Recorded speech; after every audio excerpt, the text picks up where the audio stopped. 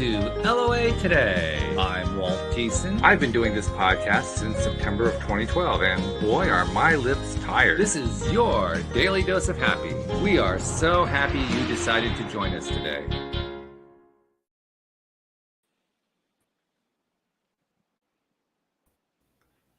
I'm having trouble getting myself on screen, Joel. I don't know what's going on here, but there I am. I'm having trouble getting on screen. I don't either. Maybe it was our pre-show conversation. I don't know. Well, actually, it kind of is. And let me clue the audience that we were talking about going over the edge, because we do that all the time around here, right? Yeah. And I won't clue the audience in on specifically what we're talking about because it was way over the edge. But seriously, I was sitting here while the music was playing. I asked myself, I wonder what ways we're going to go over the edge today. Because we always find a way, right? We do. And we never know. That's the beauty. I don't know what area it will be in, but there'll be an area. The topic gives us a lot of places, to come close to the edge just by reading the topic. Relentless solution focus. Just putting the word relentless in there. Yeah. That alone is going to put you on the edge of something. Well, these concepts sort of border on the edge of stuff that angers some people too. Well, we're good at that too. I always say it's good to have a skill, It is. Well, we're great at that, and we are. Yeah. So, well, let's get to it then. So, once again, this is a book you picked out for us from your thousands that you read every year. Well, maybe not thousands, but many hundreds. How many do you read? You read a lot of books a year. Last year was 127. Wow. So, I mean, and most now, to be fair, I listen to them. So a lot of people say I cheat, but that's how I do it. And you're putting the time in. That's not cheating as far as I'm concerned. Yeah.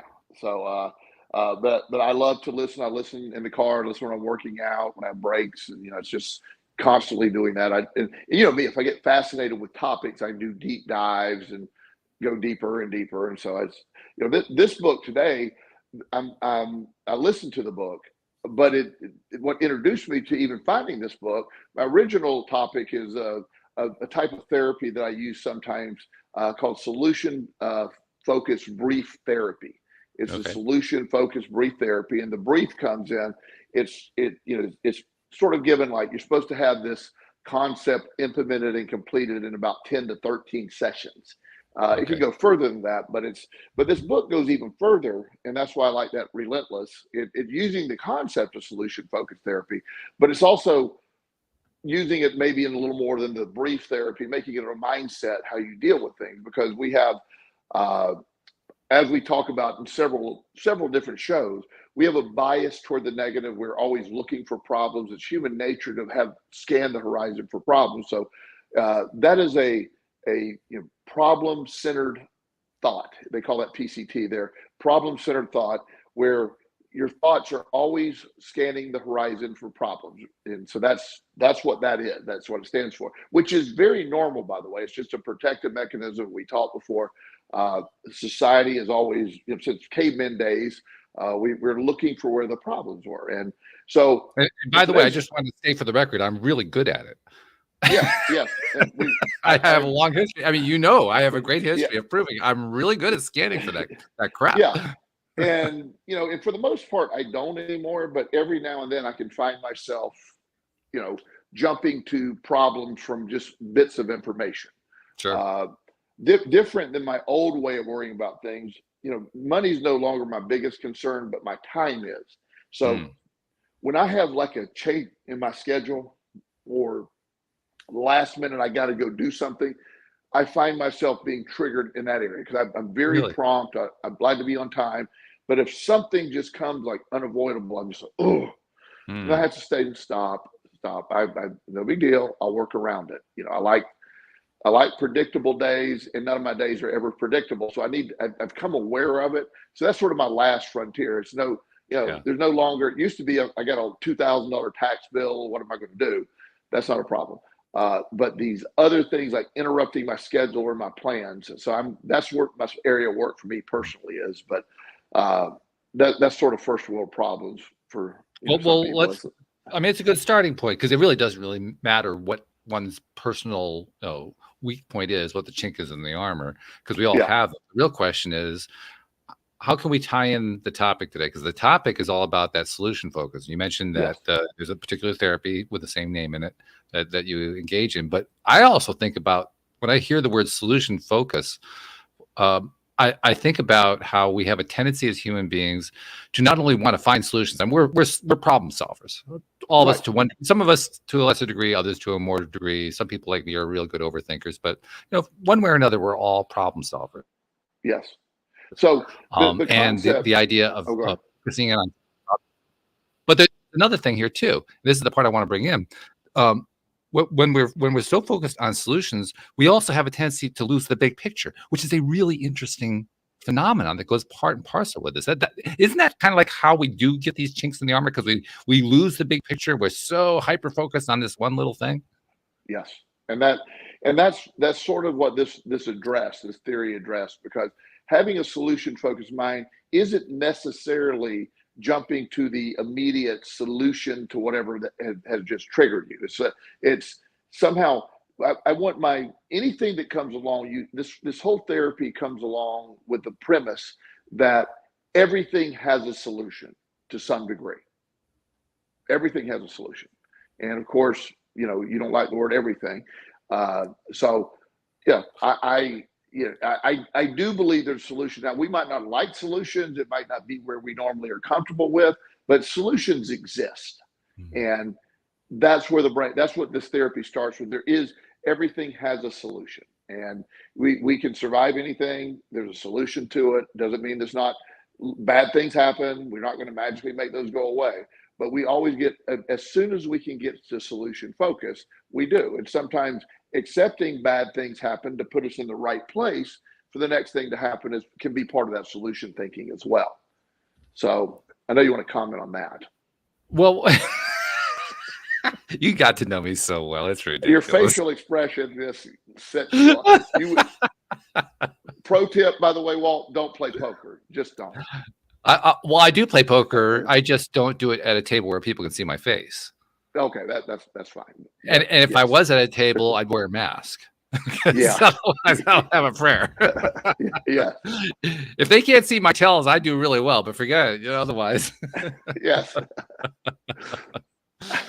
But no, getting back to what we're talking about here, though, like you said, solutions are everywhere. You mentioned. I'm going to put it in my own words. You mentioned that terrible things can happen to us, and I think anybody can come up with some of what those terrible things might be. Really, really horrible things. It's kind of hard to imagine that there can be a solution to some of them. And I've even had people defend to me, no, there is no solution to this. You just have to live with it and endure it. And that's actually a fairly common response, I think. Sure. And as I always say, everybody has their personality, how they deal with things. I happen to believe that no matter how horrific, and I can speak from experience, I can find a solution to the event. It doesn't make the event good. It doesn't mean that I'm very aware and as you know, I've experienced some really bad things. So there's solutions on the other side of it that once we can get to solution mindset, and it doesn't happen easy. When you have big traumatic events happen, it's not an easy thing to flip to solution mindset, but what are you going to do with it? The example that I use frequently in the show is, when my son died, I have no solution for my son dying. That's not a good thing. There's never a good thing about that. But how am I going to respond to that? Am I going to say there is no hope? I will never get over this, and I'm going to wait till I die and just have to carry this burden? That could have been one of the responses for me. Sure.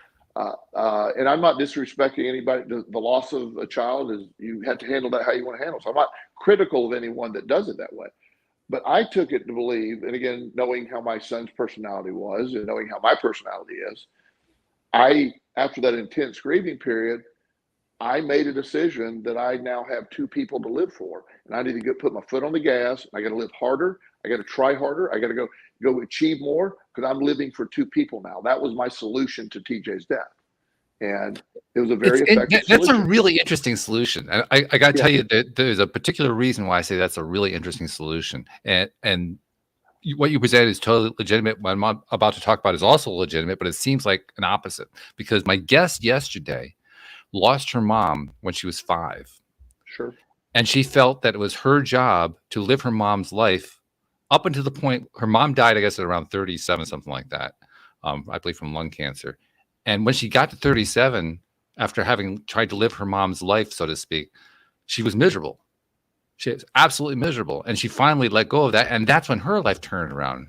My point being, both of those approaches can be productive approaches, and both of them could actually be counterproductive.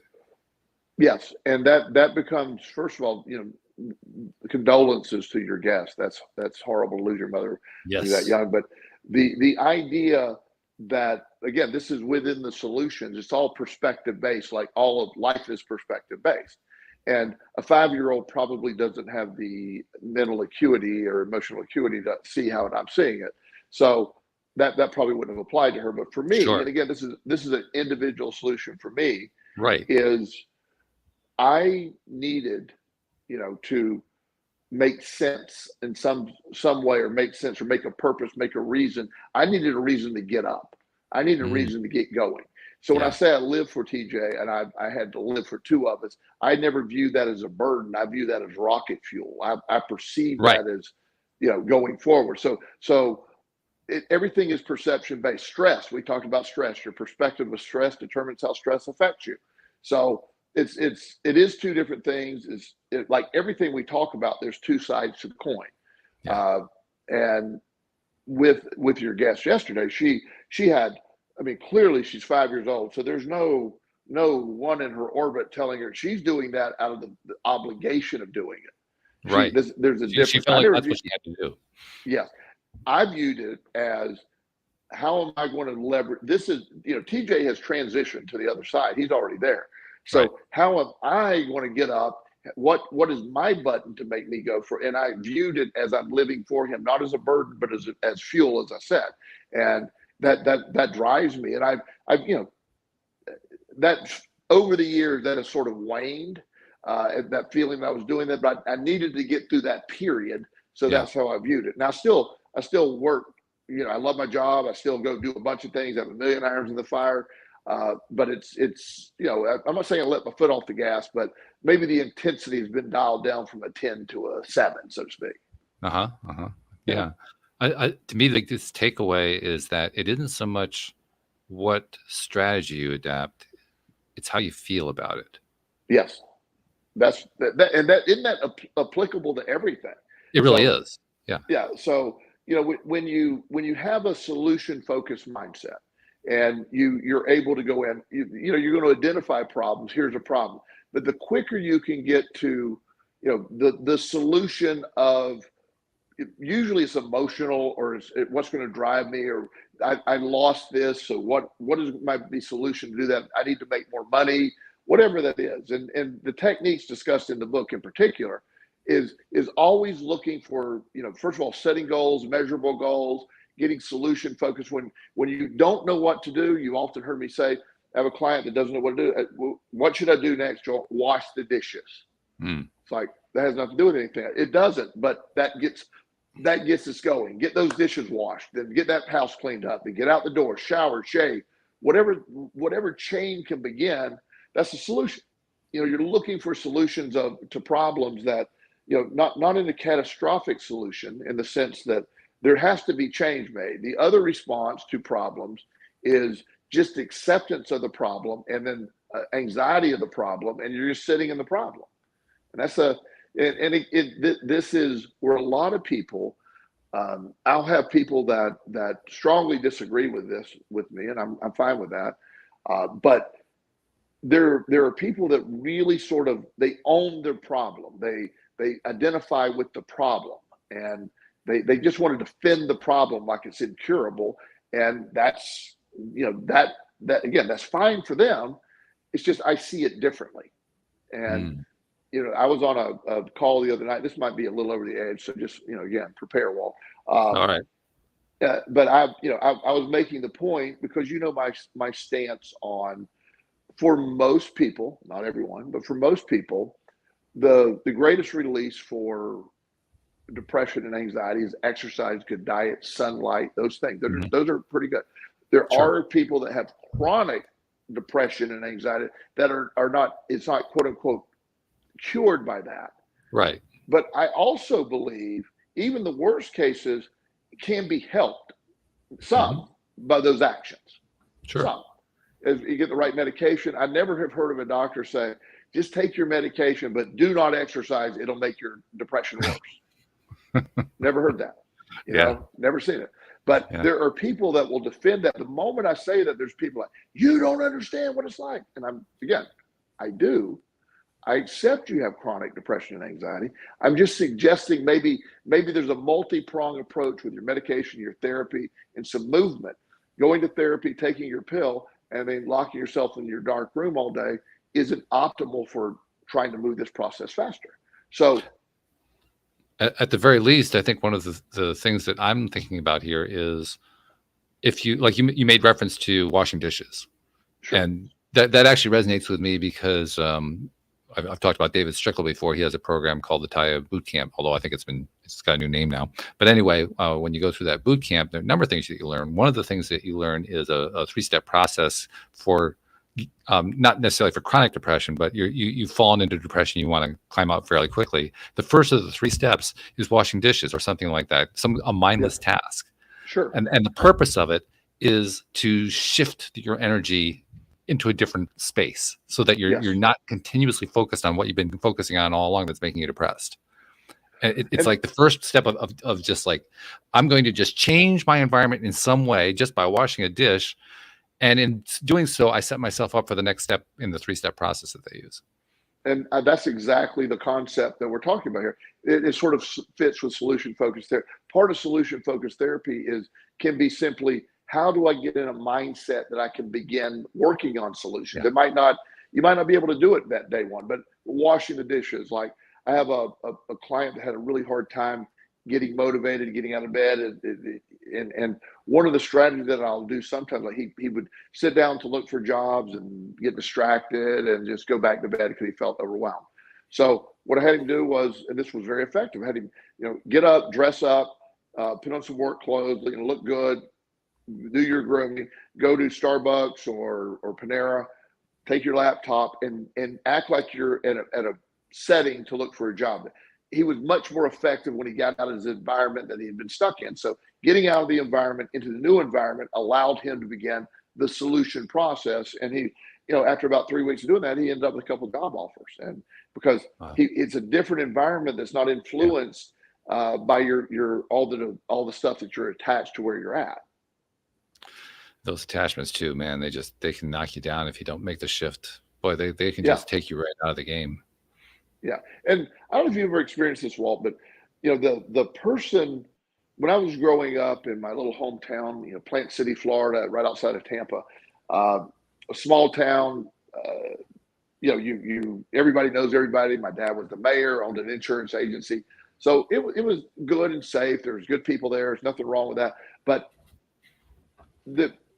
that's where I developed my gambling addiction. That's where a lot of things. So I had an image of the definition of Joel in Plant City was something that I believed in. People there, they always thought me, Joel loves to gamble. He loves to have fun. I partied a lot. Just, I always had that in my mind, the big shot image, all that stuff that took place there. So after everything happens and I go away and go through all the stuff I go through, going back to that town, there's almost a yearning by me, or almost a natural reverting back to who I was in that town, that image. It's like I was very worried about what people would think of me, and it's like I don't want to tell them this, or it's just there's the town itself, and I've busted through all of that, but for a while it felt that way, and it's just going back was just I was reminded by the environment and the people, and I'd find myself just feeling like the old me, which I wasn't real comfortable with anymore because I'd come up with a whole new lifestyle going on. But it was just weird that you go back to that place and you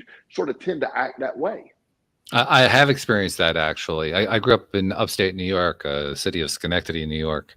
And I went back to visit for the first time in a long time near the beginning of my marriage because I wanted to introduce my then new wife to where I grew up. We were kind of introducing each other to, here's where our background was and so forth. And the thing that struck me the most about the city was nothing had changed in 30 years. I couldn't believe how little it had changed. And as you describe what you just described, I realized probably what I was reacting to the most was my own emotional reaction to being back in the city rather than the city itself. Although the city itself hadn't changed a whole lot. It was pretty much the same. Visually it looked all identical. But you're right. I think I was actually reacting to what I felt and what I remembered feeling growing up in that city. Absolutely. And you have this memory of periods of time, or like growing up in my town, it was a great town, and Mhm. there's nothing wrong with it or anything, but it it's what seemed so important when I was there. It's sort of silly now, but at the time it was really important and stuff that people worried about. It's just a different perspective, and like there's whatever the wealthier families in our little town. They were like very successful. Again, I'm not judging anyone where they're at, but then when you get to different parts of the country, and then you get up to you meet New York City people, and you meet wealth is a whole different concept. So what I thought Yeah. was wealthy is just being relatively okay, and when you measure wealth, then you got a couple $1,000,000 versus well, you're going to be okay. You got 100 million, you'll be fine maybe, but the $1 billion, you get such a weird. The perspective is so different from other places, and I Yeah. think you get stuck in the old town perspective too. It's just nothing wrong with it. It's just your emotionality is sort of attached to that. So when you revert back, it feels weird.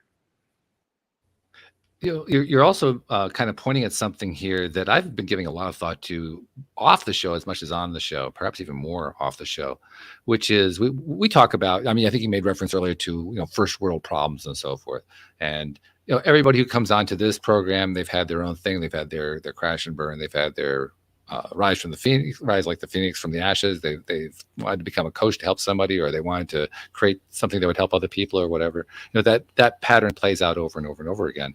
But one of the things that's consistent with that pattern is that there's nothing consistent about it. They all have different experiences. They come from different backgrounds. They have different kinds of traumas.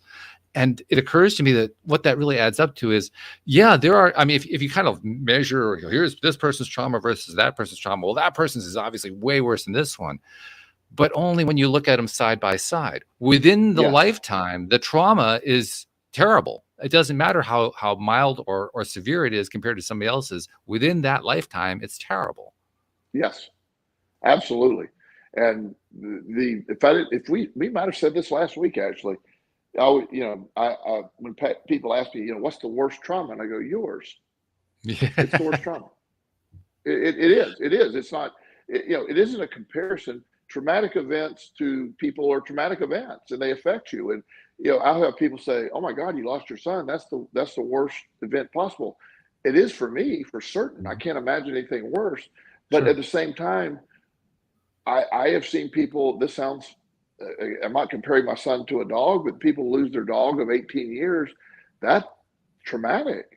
I'm not downplaying that. I'm not saying get over that because my son died and you should somehow have a different respect for that. That's people get off base with that. It really is. Your trauma is your trauma, and dealing with it is the same. The methods of your dealing with it is going to be individual, of course, but traumatic events are traumatic events, and there is no comparison or weighted event. Yeah, about the only real comparison is comparison to the other events that have been going on in your life. Yes, yes, that's it. Yeah, it's all in your own lifetime. That your comparison Right. can be with your own stuff, and also you get to your perspective of as you know, everything's perspective based for me. So it's just that's where my solution focus goes. I'm not. This therapy for me is something that I'm more of a reframer, a perspective guy. It's just my perspective is my solution always. So Mm-hmm. my job is to get that perspective where it needs to be. So if I find myself in my mindset going the wrong way, I'm like, I don't need to change anybody else or really anything else. All I have to do is change my perspective. I know that now. That's a wonderful skill set to have. Takes years to Yes. develop, but it sometimes I'll say I need to sit with this for a minute and change my perspective. It might take me a little while. Once that perspective's changed, I'm good. I'm really good. I honestly have treated that as if that were my main purpose, my main goal with what I learned here on the podcast, talking with you for years, talking with other people that I've gotten to know over the time. Anything that I can do to teach myself how to change my perspective on demand, so to speak, on my own wish to do so. Sure. That's like that's the superpower. I mean, we talk about Yeah. superpowers. To me, that's a superpower.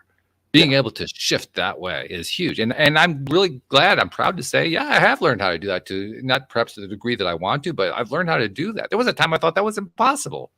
Yeah. I'm seriously Well, just plain impossible.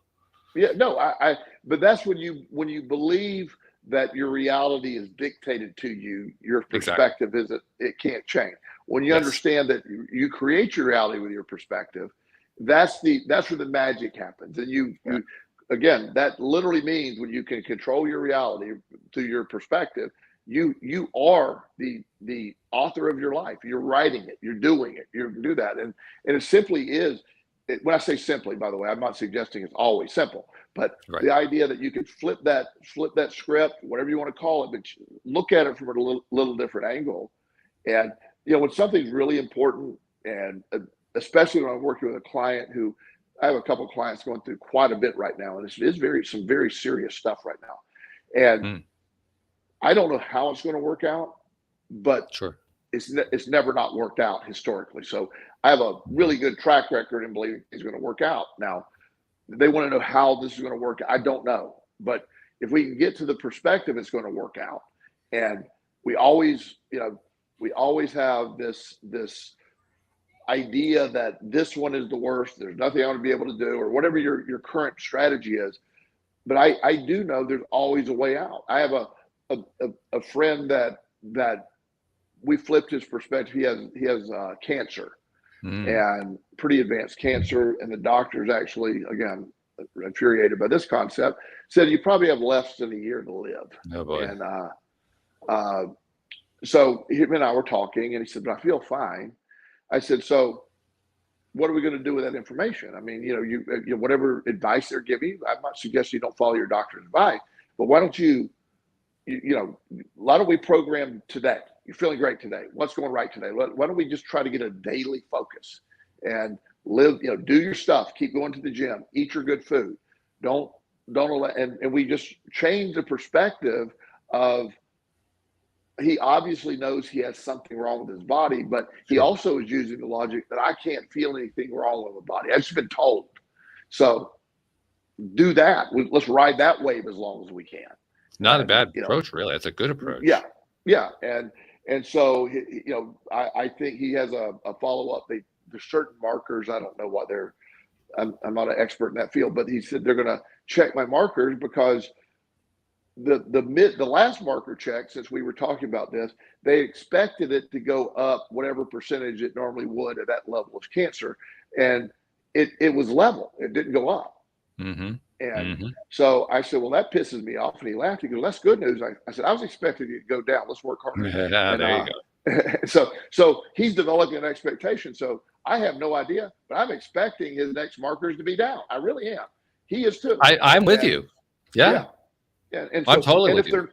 If they're stable or just a little bit higher, we're just keep adjusting. We'll keep adjusting, but it's not, and he said, "I'm not going to live with the idea I'm dying. So I'm going to live every day." And he's very successful. So he's not even really working right now. He's going on the boat. He's got kids in college. He surprised them. They're flying down, somewhere in the, whatever, Costa Rica, and doing some fishing. And so nice. he's really out there just living and living. And that's the thing. So again, it's a perspective shift that becomes, and that's sort of like, the general topic we're talking about.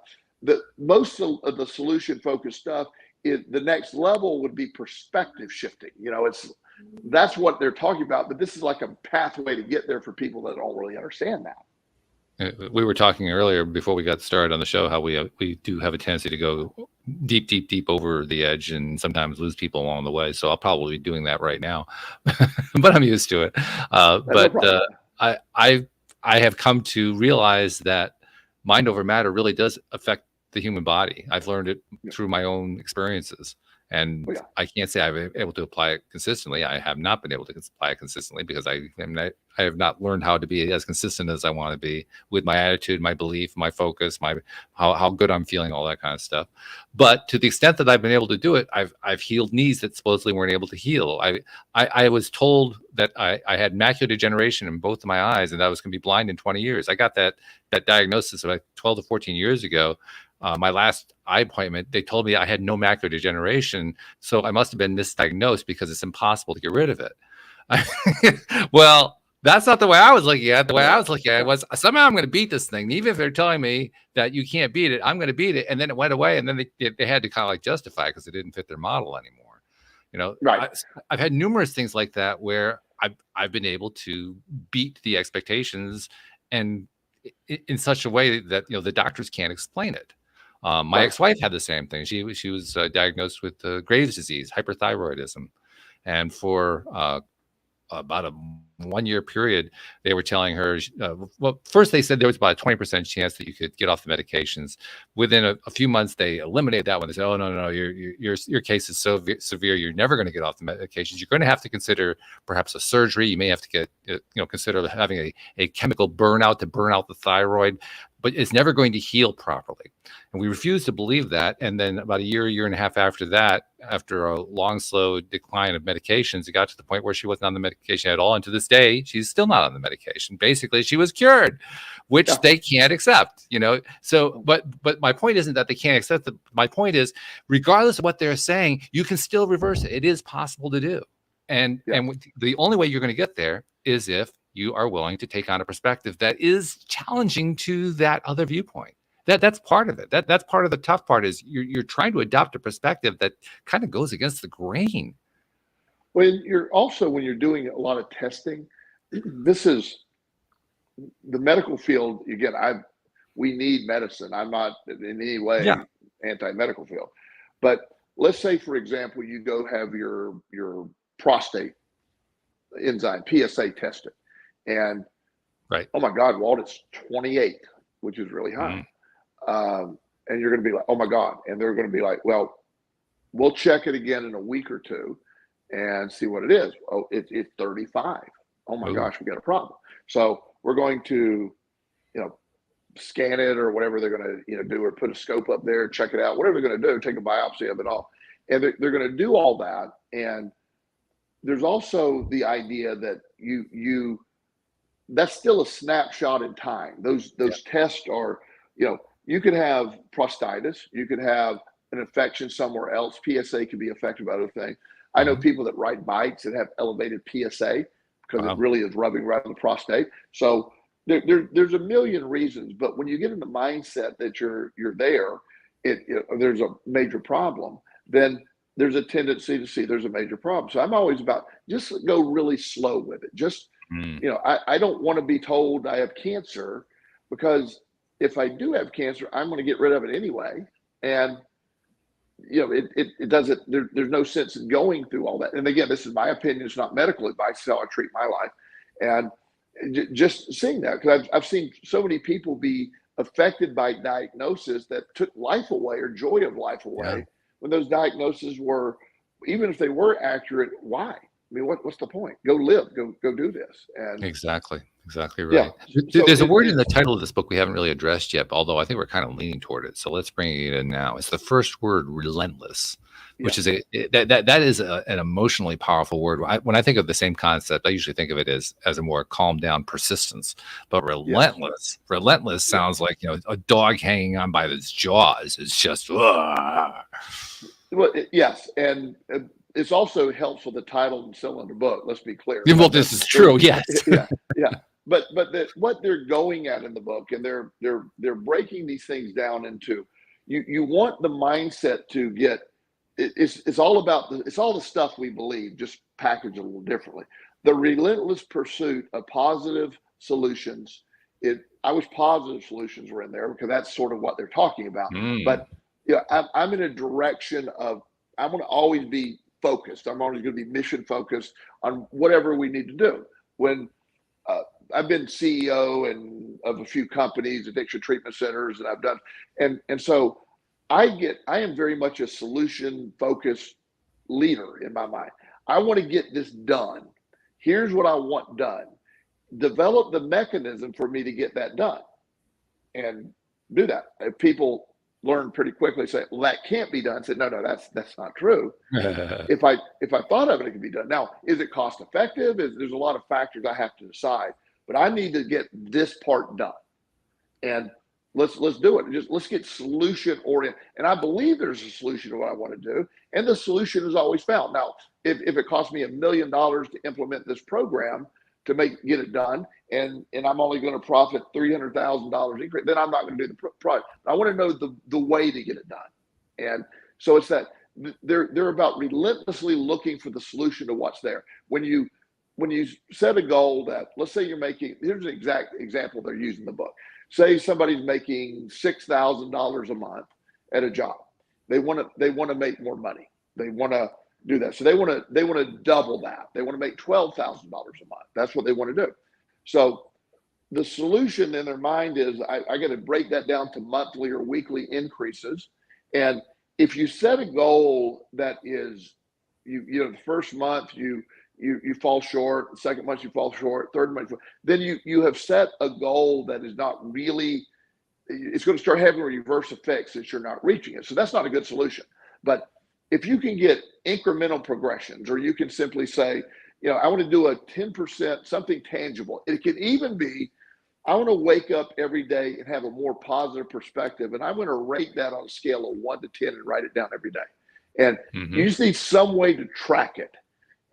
But it also doesn't need to be a goal that you're guaranteed to fail at. You want to, just like washing the dishes, that is I call those mini wins. When you get the dishes put away, you've accomplished something. Sometimes people haven't accomplished anything in weeks. So getting those dishes done is exciting. As weird as that sounds. So that starts a process of little wins, and we get bigger wins as we go.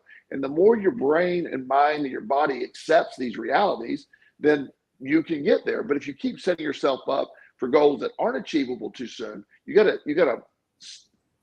aim that way. I know as I was working on my finances and all this, I would make progress, and one month it would be lower, and I'm like, what am I doing wrong? And then eventually I just quit focusing on these artificial goals. I need to improve my productivity. I need to attract more money. And all of a sudden it just like went off the charts out of nowhere. It's like, oh, okay. I don't know how that happened, but it's good. It kept happening. And I like the way that you described the effect of doing the dishes, or something mundane like that, as being exciting. The reason I like it, because I remember the first time I tried doing something like that, and the idea of having finished the dishes as being exciting was nowhere near my chart. I mean, I really didn't see it as being exciting. And it was because I had this idea that exciting was something that was, whoa, this is exciting. I am so thrilled by this thing. But actually what exciting means is to increase the activity of the energy. And if the energy increases, you have been excited. And that's what this book gets into. When you pursue something relentlessly, you increase the energy, the excitement, and then your energy goes forward. It pulls you through. There was a time after my total everything falling apart. I went in jail, got out of jail. I was living in that halfway house down in Florida, and one of the guys that lived there, he moved out and he got this apartment.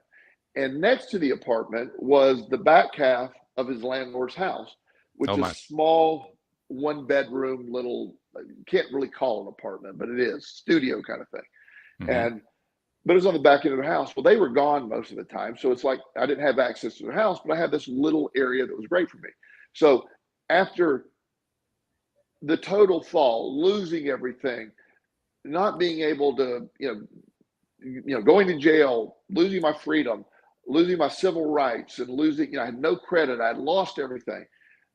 I got to a place where I was able to rent that little place, and and also the landlord would let me offset my rent by mowing the yard.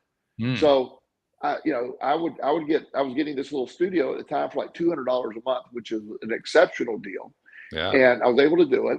And I remember when I got everything moved in, and I'm looking around, I started with nothing. I had some clothes and had a couple little jobs. I was working at the halfway house, or the transitional living house, doing counseling. And I looked around and I'm going, this is exciting. I got my own place. I never thought, I thought I was going to die. I thought life was over. And here, by today's standards, it's, it's not anything remotely but at that moment, it was one of the most satisfying feelings I've ever had. And I leaped from that humble restart, began everything else. It was that first step. It's when I reversed the curve And it was the first time I was heading back up after years. And that was exciting. That drove me further. And it was like, maybe this will work out. I don't know how it's going to work out, but maybe somehow I'll get a life. I'll have a way to actually be comfortable and maybe make a living. Maybe that's the case. That story hits a number of really important points. It hits the point, for instance, of how important it is to appreciate the little wins. By comparison to the rest of society, that was a little win. Compared to where you had been, it was actually a fairly significant win. But compared to the way most people look at it, it's a fairly minor win, but you celebrated it. And you did it naturally. It was like, whoa, this really is, I feel energized by this. You know, that's an example of how your perspective had shifted. You had shifted your perspective in such a way that you were enhancing your life. You're creating change for the better. And it was showing up in your experience. Yes, and I was attracting better situations. I think I've discussed this as well. I paid off a lot of credit card debt and debts very incrementally, and I started to get great rewards in paying those off. Yeah. At one point, when I got out of jail, true story, Walt, there's a credit score that is no credit score. You can have such bad credit. It's called person doesn't qualify for credit score. Just you don't get anything, zero. You can't even get a 100. It's just nothing, right? So that was my credit score, zero. It just wasn't measurable. Nobody would even consider. I couldn't open a checking account because of it. It was just right. It was crazy. So as I started paying those bills back, and it was hard to pay them back because I didn't have much income at the time. I was paying incrementally. I gained momentum, and once I got one paid down, then I added. I wanted to get that paid off first, and then I added more to the others, and I eventually cleared all that debt. And as I was doing so, my credit I'm starting to get a measurable credit score. Then I got a secured credit card. I built that up, and I don't say this with arrogance today, but I maintain an 850 literal perfect credit score for the last 7 years. Nice. It's just perfect, and it's valuable to me. I take great pride in my credit. I work very hard to get to that credit score. It's something that doesn't really mean anything now, but other than that's how important it was. So my priority shifted to not caring at all about my credit to I want to build that. I want to build it, and as long as it seemed it took me to get my credit back, it wasn't really as long as I thought it was going to be. And so the little wins, the ultimate, and this is, again, the book sort of gets into this concept, the Atomic Habits version of it. I love Atomic Habit, that incremental moving forward and getting excited about each plateau, like win, like, wow, this is nice. When I got my first office with Dr. Master, when I left Williamsville Wellness, it was an all right office. It was an older building, and a lot of professionals were in there, but it was just like a little dark. Wasn't my favorite thing, but again, it served me well for a couple of years. And then we got our new place. It's much nicer, in a perfect little park. I love my office right now. It's like, wow, when I moved into that, I appreciated that step up. It was a step up, and I didn't have to have it, but I wanted it, and it was there, so I could keep going forward. And I don't know if I would change offices again or not, but if I do, it'll move up forward again. Mm-hmm. So I know all of that now, and I just, the wins along the way. I said this a few weeks ago when we were talking. When I work with clients, I set them up for wins. What is the most basic thing? Set you up for a win. Saw a young man today. He's looking to change careers, and I was reviewing his resume with him. And very bright guy, has a lot of his resume. He's manager of a grocery store, and he's looking to get into some accounting. So he's taken some accounting classes. But he's looking for an entry-level job in an accounting firm. So I'm looking at his resume, and under his job description, he goes, manage a store. I go, buddy, that's not what you do. You handle payroll, you hire, and we go through the list of everything he did. You do pay. You have some accounting experience at work, because you have to do that. You manage the budget of the store. You manage inventory in the store. You manage payroll. You do all these things you're managing, and you just said, I manage the store. So he's going to rewrite his resume to include a lot more. And he's the second youngest person to ever achieve store manager in that corporation. Wow. And that was never mentioned in his resume. I go, that's our lead story. That's our lead story. You want to sell that. And so, but he was downplaying it. So I set him up for wins. He couldn't get any callbacks. He couldn't get that. I expect after he redoes this, I think he's going to get more noticeable stuff because it's hitting home. It's not, he was trying to be humble and he was not. He was actually setting himself to no enthusiasm. Yeah. So, those are steps you can take. Get the wins, get excited. He left. He said, man, I'm excited about this. He came in sort of depressed. He said, this makes sense. So you take these incremental things. It might be rewriting your resume. It might be, just whatever those things could be. Don't underestimate the value of the smallest win. Whatever that is, the more you focus on those wins, the more wins you'll have. Yeah, good phrase right there. The more you focus on those little wins, the more wins you'll have. That's not obvious when you're first focusing on little wins. No. Well, you most of the time we've been focused on the losses. Yes. Again, that's where that problem-centered focus or problem-centered thoughts were. We're programmed for the losses. What we've lost. I lost my job. One of the things that I don't do this as much anymore because it sort of lost its power in a lot of ways. But when somebody would say, Joel, I lost my job, I'm like, congratulations, wow. And that doesn't always go over well. Somebody just lost their job. So I try to have a little more empathy for that. But I do feel congratulations because now we get to get going. I am unaware of anyone that I've worked with that didn't improve their scenario after getting fired from a job. Everybody I know has improved their scenario. It doesn't feel like it. When I lost my job at Williamsville Wellness, I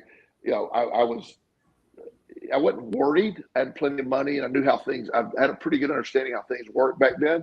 But I can't, I lost a high paying job. I thought about that, it's wow, that's a pretty high paid job I lost. And they don't grow on trees. I remember saying that, and it's like, no, I'm fine. I got plenty of money. I can build my practice. As I think I've mentioned 100 times, if I'm being redundant, I apologize.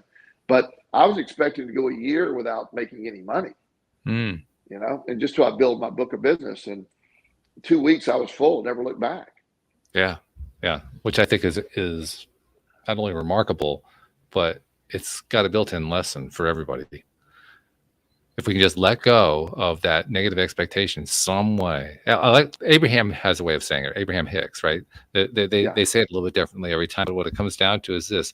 You just got to find a way to shift your perspective. You got to find a way to change how you're feeling about this. Whatever it's going to take to change it. Right.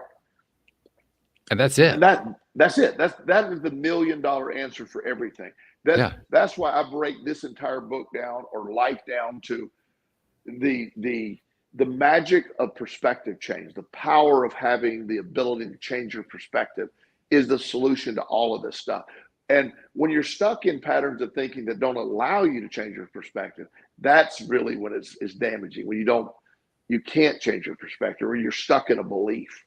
And the narrative that the United States is falling apart is a really common belief for many people right now. It is, yeah. And I mean, they're stuck on it. They cannot accept. They can't look at it any differently. Again, no disrespect for what anybody's going through. My world is not in demise. It's great. It's incredible. I have a great life, and I have the same freedoms I've always had. I have a great career. My kids doing great.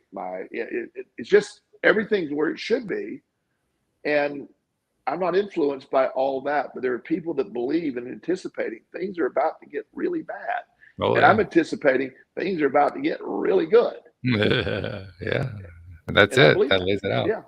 Yeah. Something else too. Of course, it just flipped out of my mind. Let's see if I can bring it back into my mind. Oh, I know what it was. I think there are many different I do know that there are many different modalities, things you can do to shift your perspective, change your attitude, build your energy up, all that kind of stuff. You find a way to be more positive. One of the ones that I have least embraced over the years, and I think you know this, is journaling. I was just never a fan of it. I didn't like it. I would start writing, my hand would cramp up. I mean, I had 1,000 reasons why I did not like journaling. And so for the most part, except for an occasional thing here or there that fit into a program I was doing or whatever, I wouldn't journal. In the last, when was it? I think it was like mid-July. Because of some circumstances I'm going through, for some reason, I just felt like I need to get myself a 300-page blank journal from Amazon. So I ordered a blank 300-page journal from Amazon, and I started writing in it. And I've been writing, not every day, but pretty close to every day I've been writing in this thing. And writing extensively, which is a shock to me, let me tell you, because I really hate journaling. But here I am doing it.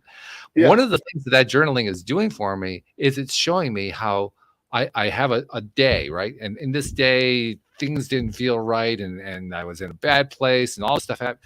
Well, I'll just do this one thing. I'll make this one shift, and I'll write. Oh, maybe something will good come out of it. Who knows? But I'm not really expecting it. And then the next day, I'm writing something that came out of it without realizing that there was that transition that took place. Yes. And the value of the journal that I'm seeing right now is I can look back and I can actually see from day to day. Oh wow, here is where I made a shift in perspective. Here's where it's showing up over there. I would normally have missed that. Yeah, the journaling is actually is providing a record to me to show me here's where you're actually making shifts that are producing results that you were looking for, even though you didn't think you were going to get there. And also going full circle to what we're talking about, the journaling allows you to see these little wins that you didn't know were there. That's right. And that reinforces it, because when you look back, like right now, today it's August 1st, good day. It is. One year ago, what was your biggest problem today, 1 year ago?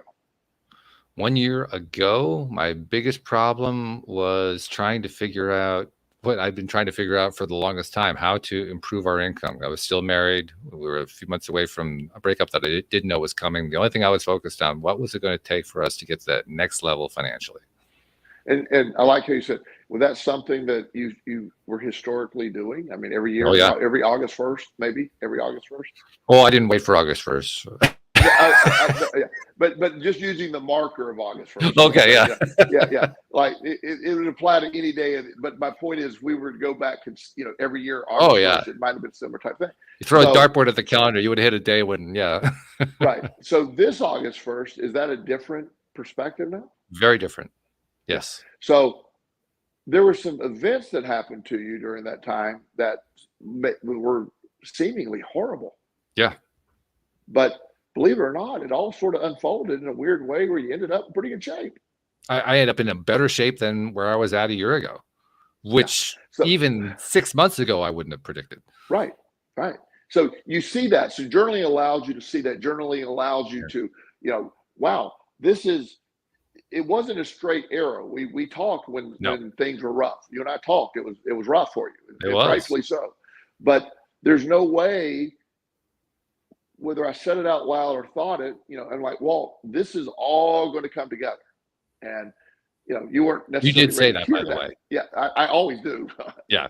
So yeah, and I said, I don't know how to tell you it will come together, but it will.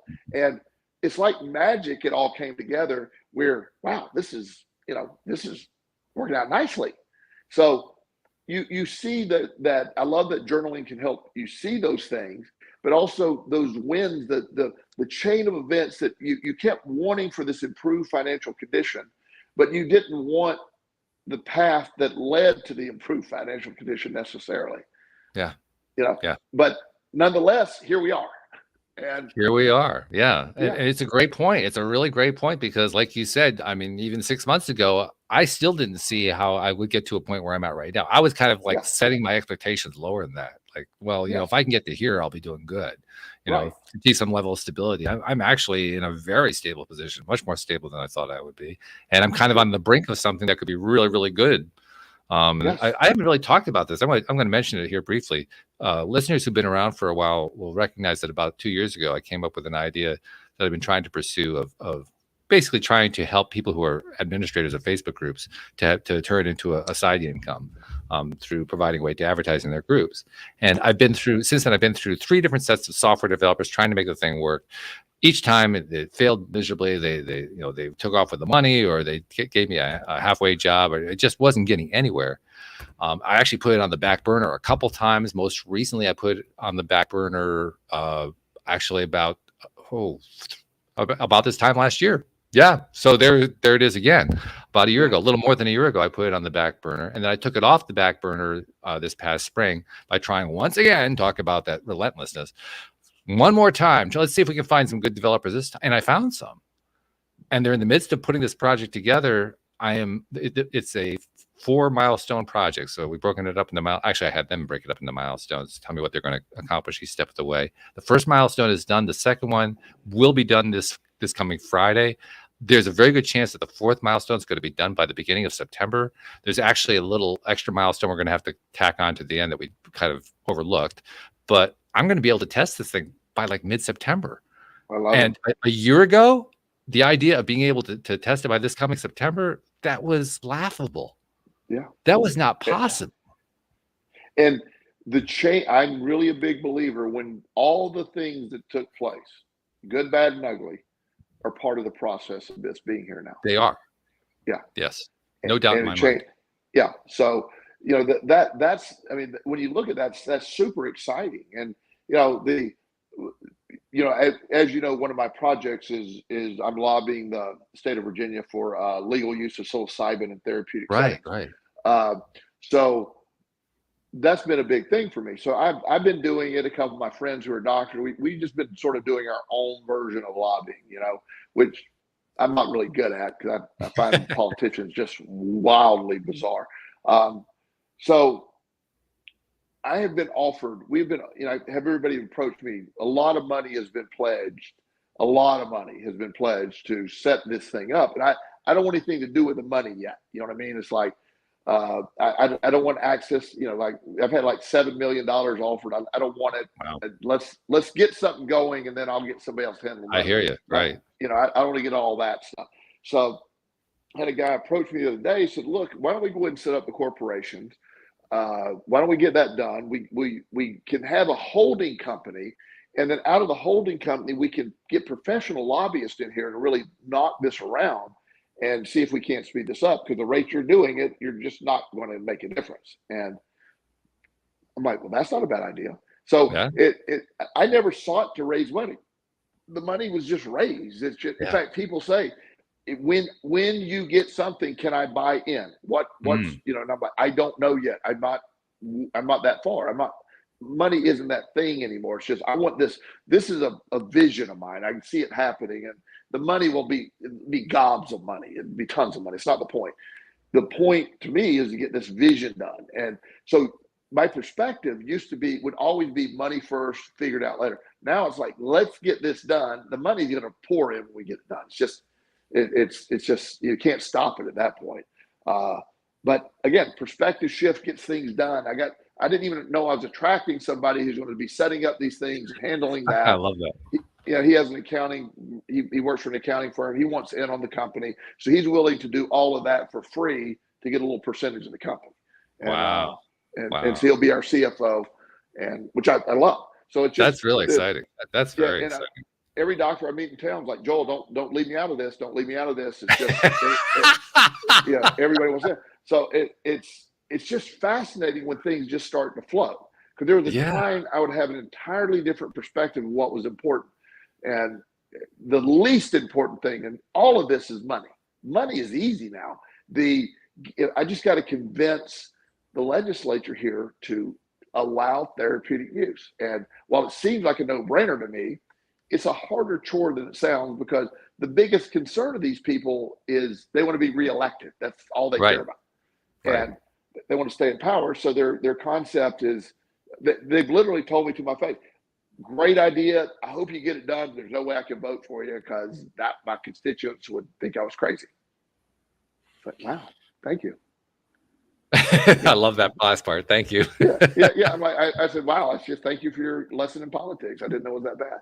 So it's just, But you get that. It's just so you're in this space. I have no doubt this is going to be successful because whatever some of the blocks were for historical, financial slow, not enough financially and not getting projects, those blocks have clearly been removed. Your perspective of it has been removed, changed for a better, instead of the negative perspective or the belief that there's no way to get this done. Now you got a team that I find it's not ironic. You now have the right team in place to provide this, which is spectacular. It is spectacular. And I'm also reminded too, I'm not equating therapeutic psilocybin to marijuana and cannabis, but there is a political similarity in that some 10 years ago, 15 years ago, the idea that any state in the union could ever want to legalize the use of marijuana was just insane. That just was not going to happen. And now it's sweeping the country in a relatively short period of time. Now, from the perspective of the people who are the advocates who've been pushing it for the last 50 years, it wasn't all that short a period of time. But for most of us looking on the outside in, that just like swept through here. What happened? Yeah, it did. It did. And one of the funny things, the ironies in all this is not getting into a psilocybin discussion too much, but here I go. The idea that psilocybin is not addicting. It's straightforward, changes the brain, positive way for most people. And we're still researching all the ways it can help. But you know what is legal here in Virginia? What? Ketamine. Really? Yeah, ketamine's legal. Now, a literal party drug just doesn't have the same. It's just what an absurd thing to make legal and not have psilocybin legal. It's just. Was it actually legalized, or did it slip through the cracks, or how did that work? I don't know the pathway how they even got there. Okay. I haven't researched it, but I'm not. Doctors are giving ketamine infusions. Are you kidding me? And wow. And it's just, again, I'm not trying to get on I don't know enough about ketamine. It's not my deep dive, but I do know that there's more risk and more addictive. Has a more addictive nature. Yeah. It's called Special K in the club. It is literally, it's a club drug. Yeah. So but again, I'm just fascinated how some things can get there. And other things become, but it's just the way the process is. So there's no negativity to it. Instead, I'm just fascinated. I have no doubt we're going to get this at some point. We're going to get where. Also, we're doing some other things in other neighboring states as well. Because the first one to pop is where I'm going to fire my gun. So it might be North Carolina. It's here to the west and south. It's just somebody around here is going to blink, and when I do, we'll be ready. I have no doubt it's going to happen too. That's the other part. Yeah. I mean, it's because there's enough history that shows that it doesn't matter how intransigent the politicians are. It really doesn't make any difference. Yeah, they're intransigent. Yeah, they're not going to ever support it because their constituents wouldn't vote them into office. But you know what? It changes. It changes anything. I'll tell you a good example, and we may cross that pathway here as well. We may go to the edge. When opiate treatment became available, when it became mainstream. Do you understand what happened? I know that it did, but I don't really know what the timeline was. Okay. So again, this is when poor people in the ghetto, people lower economic conditions were dying of all these drugs. Mm-hmm. That's just what those people do. That was the narrative. That's what those people do. Mm-hmm. When the upper middle class 16-year-old kid died in his driveway here in Richmond, Virginia from a heroin overdose. We got a problem. We have a drug problem now. It became more personal. Yeah. And so then the people that now, I'm glad whatever it took to get us there, I'm glad, but it took that shift where it took the middle class and the upper middle class to start being affected by it before the whole attitude changed. Instead of those people that's what they do. This is outrageous. They're marketing this to our kids. They're giving us the whole perspective changed when the right people, so to speak, got affected by this, and it changed that. And it's just and again, I'm not being negative. It's just what happened. But and in fact, I'm glad that it finally got to a place where we could, because everybody got universally helped at that point when the right people got affected, so to speak. Yeah. It really does illustrate, once again, there are lots of it doesn't, you can take it outside of the realm of drugs. You can find all kinds of examples within the political realm of things that had shifted or changed that couldn't possibly change, usually against what the political elite wanted. That's the most consistent part of the pattern. The political elite, they like to be in power. They rarely get anything done. Stuff happens despite what they want rather than because of what they want, which is kind of an interesting phenomenon. Which I love, because one of the things that's going on right now, there's a lot of things going on right now, sort of similar to that. But the most frustrating thing to politicians right now is they so desperately want to control Bitcoin and cryptocurrency. It drives them crazy that you could have something they don't know about. And so when they keep saying we're going to do this to Bitcoin, they really don't have any, they can make it illegal. They could. They still can't control it. There's no. And that drives them crazy. It's just, which I just love. I just think it's hilarious. It's because the monetization of the U.S. dollar is one of the way they control the using the weaponization of the U.S. dollar is something that's always been used to punish other countries, even our own citizens. And they don't know. They don't know who has Bitcoin, who doesn't, especially if you have an offline wallet. It can be stored somewhere, anywhere. They never know. And that drives them crazy. Well, I'll share a secret with you. I mentioned my Facebook project, and the major part of that impetus, yes, I'm hoping that it's becoming successful once we launch it so that I can, be able to do more in my own life. But honestly, my biggest motivation is to make it easy for millions of people to have an easy side hustle. Yes. With the idea that the more people who do that, the less power that the monetary system has over them. I have a whole concept.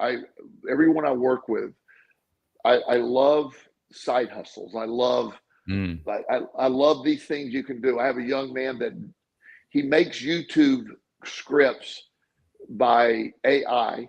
He has some guy at Fiverr animate it, use an artificial voice, send it back to him. He's making a fortune just posting these videos that he never does. It's just amazing. And he's not lying. He says, I create these videos using AI. Yeah. And he's getting all these hits. He just finds whatever the top 10 news stories are. He does a news script on it, does a video with animation, and he's crushing it. That's really wild. So they're empowered. So one day when the government can't control it, when side hustles are available and you can make money in the non-traditional way, first of all, if they ever let go, the country would be wildly more successful. It would be fantastic. Oh, of course. Yes. But they can't let go of the control. The perception they got to control it all is what is crazy. Well, that's why I love my project so much. Maybe I'm kind of married to it in this sense, but I love it because it doesn't matter whether they let go. It makes no difference whatsoever. Yeah. All I'm doing is just empowering millions and millions of people to have side hustles with very little effort. And that just shifts the whole narrative. It doesn't matter who's in power. It doesn't matter what their policies are. It doesn't matter what their belief system is. Conservative, liberal, doesn't make any difference. It has no effect on the fact that the side hustles are increasing massively on an exponential basis. And while that we need more of that, because that's the new economy. It also threatens the concept that everybody needs a college degree or everybody needs all these degrees. It threatens that.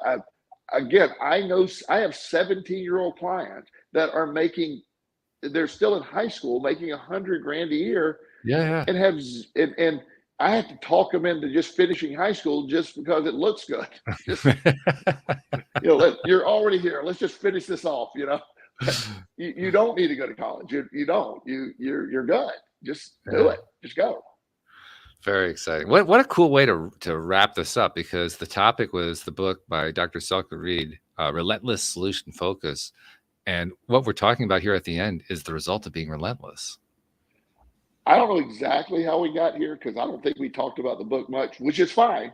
Well, we don't talk about the book so much. We talk about the concept of the book. But yeah, you're right. We primed the well today. This is a classic Walt, Joel, wherever we go. We just talk and it works. So great session today. I love talking with you today. It's great. I loved it too. This has been fabulous. So thank you much. Thank you to our podcast listeners everywhere. We'll see you all next time here on LOA Today. Goodbye, everybody.